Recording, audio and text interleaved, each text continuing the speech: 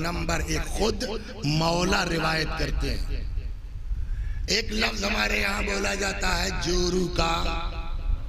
کس کو کہتے ہیں؟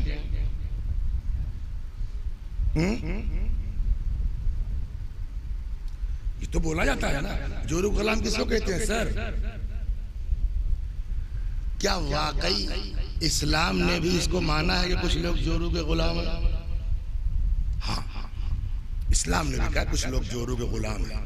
لیکن ہم کس کو جورو کا غلام سمجھتے ہیں؟ اسلام کس کو جورو کا غلام کہتا ہے وہ سناتا ہوں آج آپ کو. صلوات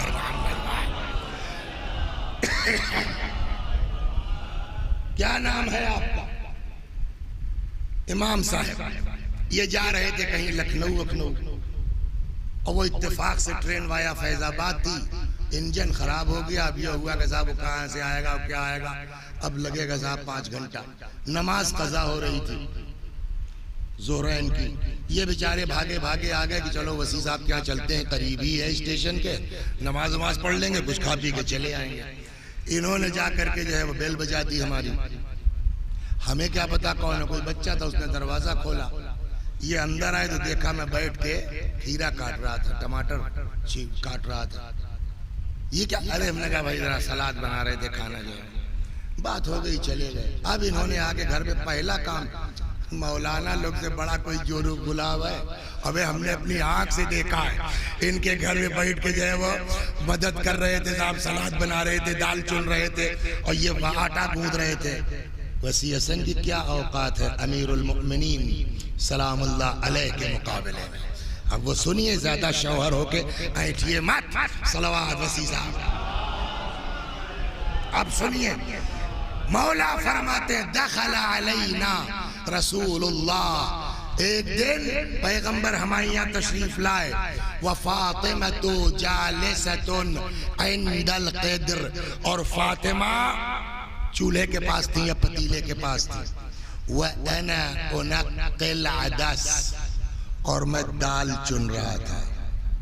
یہ کسی نے نہیں بیان کیا ہے، خود فرما رہے ہیں کہ میں دال چن رہا تھا.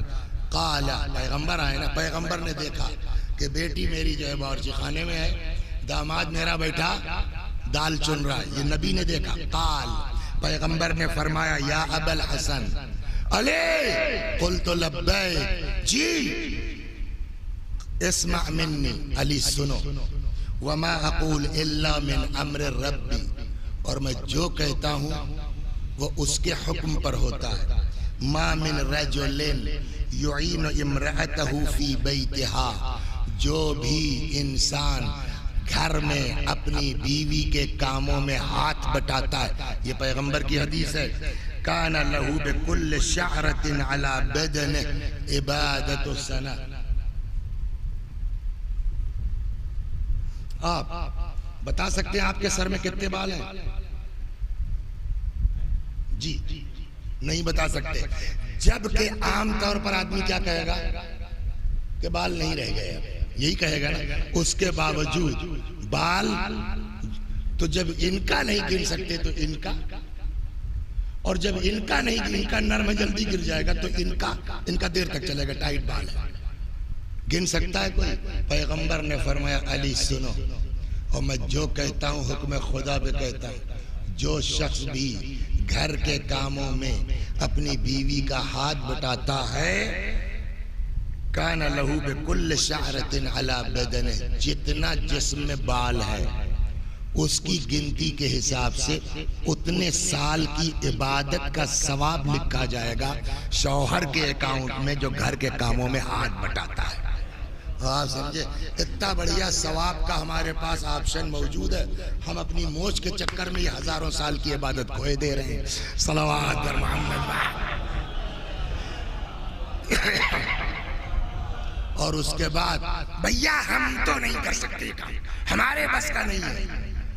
کہا آپ کے بس کا اس لیے نہیں ہے کہ اللہ چاہتا ہی نہیں کہ آپ کو ثواب ملے. یہ دوسری حدیث ہے. یہ جو ایٹھن آپ کے اندر آئی ہے نا، وہ اس لیے آئی ہے وسیع صاحب کہ آپ اس لائق ہے ہی نہیں کہ آپ کو اتنا تگڑا ثواب دیا جائے. اللہ جس کو توفیق دے گا وہی یہ کام کر سکتا ہے. پھر پیغمبر یا علی لا يخدم العيال، عیال کی خدمت یعنی بیوی بچوں کی خدمت وہی کر سکتا ہے کون؟ الا صدیق، جس کا مرتبہ صدیق کی طرح، او شہید یا جس کا مرتبہ شہید کے مانند ہو، او رجل یرید اللہ بہ خیر الدنیا والآخرہ، یا وہ بیوی کے کام میں ہاتھ بٹائے گا جس کے لیے اللہ نے دنیا و آخرت کی بھلائی طے کر رکھی ہو۔ سب کو توفیق ہی نہیں ملے گی گھر کا کام کرنے کی۔ صلوات بر محمد ہے نا۔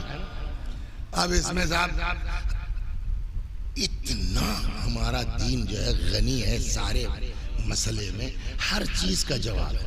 آپ کہیں گے مولانا کس کا ساتھ دیں؟ آپ کو زبان پتہ ہے ہماری بیوی کی کیا ہے؟ ایک ذرا سا اگر وہ ہو جائے گا نا، کون جائے ہاتھ بٹانے کے لیے؟ تھوڑی سی پیاس ٹیڑھی ہو جائے گی تو معلوم ہوتا میں نوکر ووکر ہوں صاحب، 2 دن تک سنایا جائے گا، اتنی بدتمیز ہے۔ ہم تو اس چکر میں ہیں کہ چھوڑ ہی دیں، آپ کہہ رہے خدمت، ہم تو طلاق کے چکر میں ہیں۔ صلوات ہوتا ہے نہیں ہوتا ہے؟ ہم نے کہا ٹھیک ہے دے دیجئے طلاق، دوسری تلاش کر لیجئے، لیکن پہلے یہ حدیث سن کے گھر جائیے، غور کیجئے، اس کے بعد دیجئے گا۔ کیا؟ من صبر علی سوء خلق امرأتہ، پیغمبر فرماتے ہیں اگر کوئی اپنی بیوی کی بدتمیزیوں پہ صبر کر لے، بد اخلاقی پر صبر کر لے، واحتسبہ، اور اس کو اس کے اکاؤنٹ میں ڈال دے، خدا کے حوالے کر دے، اعطاہ اللہ بکل مرۃ یصبر علیہا، جتنی بار صبر کرو گے اتنی مرتبہ اللہ تم کو جناب ایوب کے برابر ثواب دے گا۔ صلوات، اس سے بڑھ کے کیا ہے؟ اتنی مرتبہ۔ کسی کو اس لگے ہاتھ سنا دے، کبھی کبھی الٹا بھی ہوتا ہے، بیوی نہایت شریف ہے، شوہر مل گیا وسیع حسن ٹائپ کا، نالائق بدتمیز، ہر وقت غائب رہنے والا۔ کبھی کبھی بیوی شریف ہوتی ہے، شوہر نیک ہوتا ہے، کبھی کبھی شوہر بیچارہ نہایت شریف ہے، بولیے، بیوی نیک مل جاتی ہے۔ تو ایسا نہیں ہے خالی شوہروں کو ثواب دیا گیا، ادھر بھی ہے کہ اگر کسی کا شوہر بدتمیز نکل جائے، علاج طلاق نہیں ہے۔ میں عام آدمی کی بات نہیں کرتا، 2 نبی ہیں، ایک کا نام ہے نوح، ایک کا نام ہے بولیے لوط۔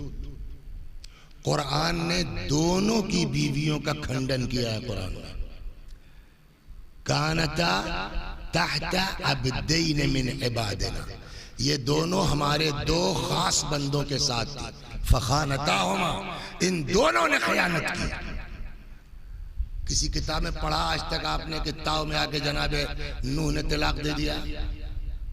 بولیے، کہیں پڑھا آج تک کہ جناب لوط نے اپنی بیوی کو طلاق دے دیا؟ 2 یہ ہو گیا مردوں کا۔ ادھر عورت شریف ہے، مومنہ ہے، شوہر نالائق نکل گیا، جیسے آسیہ، کس کی بیوی ہے؟ فرعون کی، جنت کی دعا کی، اپنی بارگاہ میں بلالے کی دعا کی، طلاق کی بات نہیں کی ہے۔ تھوڑا جھیلنا سیکھو، تھوڑا برداشت کر۔ اور شاید یہ نوح اور لوط کو اللہ نے اسی لیے شاید اس طرح کی بیویاں دے دی تاکہ تمہارے سامنے جو ہے وہ نظیر موجود ہو۔